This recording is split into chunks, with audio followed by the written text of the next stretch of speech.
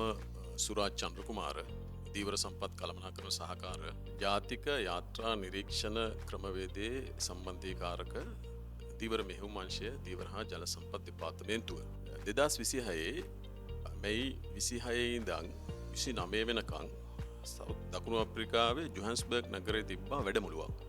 ඒ වැඩමුළුව සංවිධානය කරේ ඉන්දියානු සාගර ටූනා කොමිසම. ඒක විශේෂයෙන් ඉලක්ක කරලා තිබ්බේ මරුවැල් පන්න දීවර කර්මාන්තය කරන ඉන්දියානු සාගර ටූනා කොමිසමේ සමාජික රටවල් කොහොමද යාත්‍රා නිරීක්ෂණ ක්‍රමවේදය හරහා තොරතුරු ඒගොල්ලන්ට ලබා දෙන්නේ.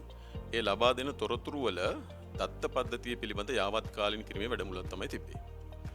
ඒක විශේෂයෙන්ම ශ්‍රී ලංකාව අපි සහභාගී වෙනවා වගේම තවත් ඉන්දියානු සාගර ටූනා කොමිසමේ මරුවැල් පන්න කරන විශේෂයෙන්ම ස්පාඤ්ඤය, තායිවානය, චීනය, මැලේසියාව, ඉන්දුනීසියාව, ටැන්සානියාව, සවුත් අප්‍රිකාව, දකුණු අප්‍රිකාව ඒ වගේ රටවල් ගණනාවක් සහභාගී වුණා. එතෙන්දී මුලින්ම ඉන්දියානු සාගර ටූනා කොමිසමේ ඉන්න විශේෂඥයින් ඒ වගේම ලෝක ආහාර හා කෘෂිකර්ම සංවිධානයේ විශේෂඥයින් දැනට ඉන්දියානු සාගර ටූනා කොමිසමට අපි මේ යාත්‍රා නිරීක්ෂණ ක්‍රමවේදය හරහා තොරතුරු සපයන ක්‍රමවේදය ගැන ඒගොල්ලෝ පැහැදිලි කරා. ඒ පැහැදිලි කිරීම විශේෂයෙන්ම අපි දන්නවා දැනට ඉන්දියානු සාගරයේ මේ ටූනා කොමිසම හරහා අපේ රටවල් මරුවැල් පන්නය, කරමැල්දල් භාවිතය, ඒ වගේම පර්සීන් එහෙම නැත්නම් අපි නම් රින් නෙට් මේ කර්මාන්ත භාවිතා කරනවා. එතෙන්දී අනිත් කර්මාන්තවලට වෙනම වැඩමුළු තියෙන අතරතුර තමයි විශේෂයෙන් මේ මරුවැල් පන්නය සඳහා අපිව කැඳෙව්වේ. ඊට අමතරව අපේ හැම රටකටම අපි දැනට මේ යාත්‍රා නිරීක්ෂණ ක්‍රමවේදය හරහා කොහොමද අපේ රටවල් වල ක්‍රියාත්මක වෙන්නේ කියන එකට ඒගොල්ලෝ වෙනම අපිට ගයිඩ්ලයින් එකක් දීලා තිබ්බා. මඟ පෙන්වීමක්. ඒ යටතේ අපි හැමෝම ඉදිරිපත් කිරීමක් කරන්න උනා. එතකොට ඒ ඉදිරිපත් කිරීම හරහා අපි අතර අභ්‍යන්තර සාකච්ඡාවක් තිබ්බා. දැනට අපි රටවල් වල කරන්නේ කොහොමද කියන එක. ඊට පස්සේ ආයේ ඉන්දියානු සාගර ටූනා කොමිසමේ විශේෂඥයින් අලුතෙන් හඳුන්වලා දීපු මේ යාත්‍රා නිරීක්ෂණ ක්‍රමවේදය හරහා ඉන්දියානු සාගර ටූනා කොමිසමට කොහොමද තොරතුරු සපයන්නේ කියන ක්‍රමවේදය අපිත් එක්ක සාකච්ඡා කරා. එතකොට ඒකේ තිබ්බ අඩුපාඩු, ඒකේ තිබ්බ දුර්වලකම් වගේම අපිට තිබ්බ ගැටලු සහගත තැන් නිරාකරණය කිරීම තමයි මේ වැඩමුළුවේ මූලික අරමුණ උනේ.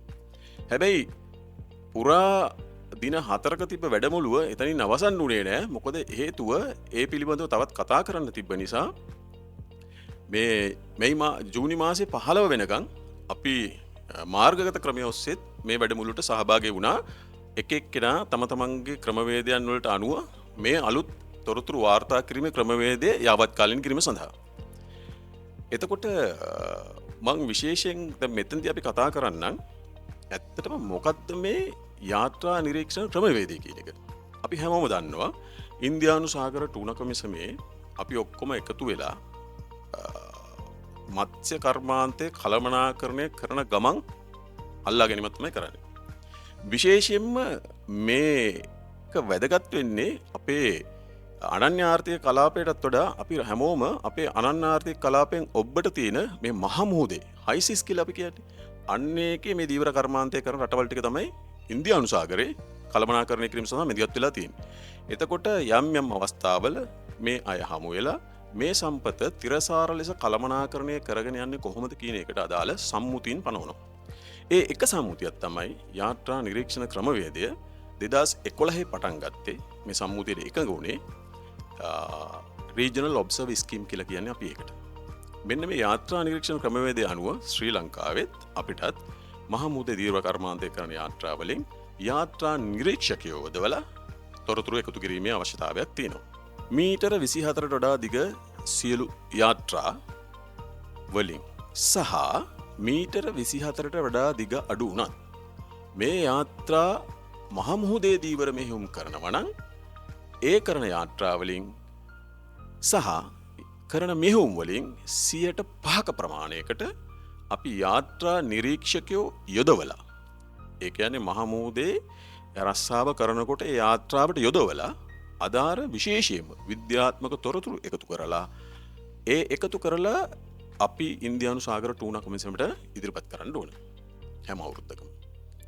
එතකොට දැනට අපි ලංකාවේ ගත්තොත් අපි දැනට මේක කරන්නේ මීටර් 24 වඩා දිග යාත්‍රාවලට විතරයි. අපිට තියෙන යාත්‍රා 3-4ක් විතරයි.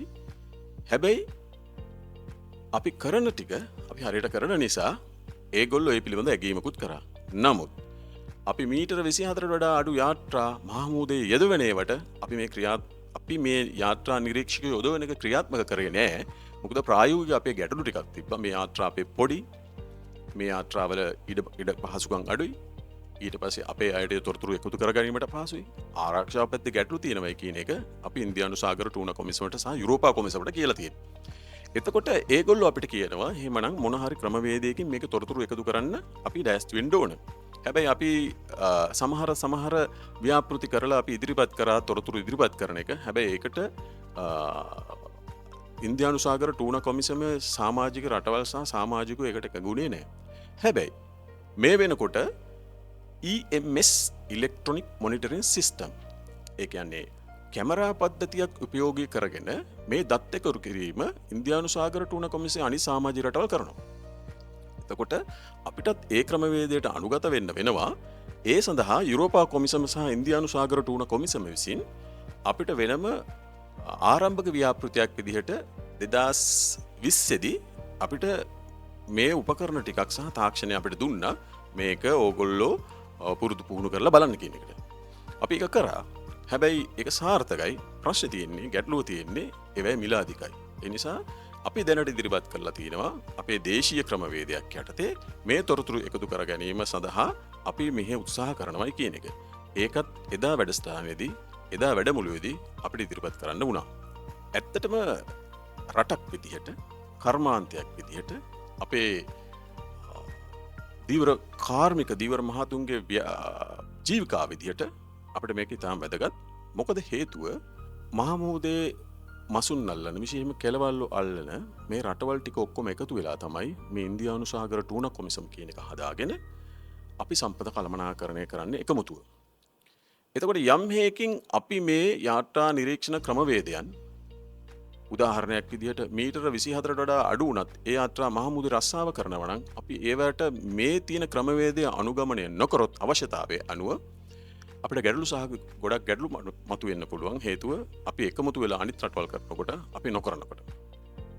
ඒ නිසා මේක එක පැත්තකින් තිරසාර ලෙස සම්පත නෙලා ගැනීමත් අපි නෙලා ගන්න මසුන් ඉදිරියටත් අපිට ඒ ආකාරයෙන්ම කරගෙන යන්නටත් මේක වැදගත් වෙනවා. ඊළඟ එක තමයි අපි කෙළවල්ලෝ අපනයනය කරන රටක්. අපි ඒ අපනයන ආදායම මත අපේ කර්මාන්තය ගොඩක් දුරට යැපෙනවා. එතකොට අපි අපනයනය කරන්නේ ඇත්තටම විශේෂයෙන්ම යුරෝපා කොමිසම සහ අනිකුත් රටවල වැඩිපුරම යුරෝපා කොමිසමට.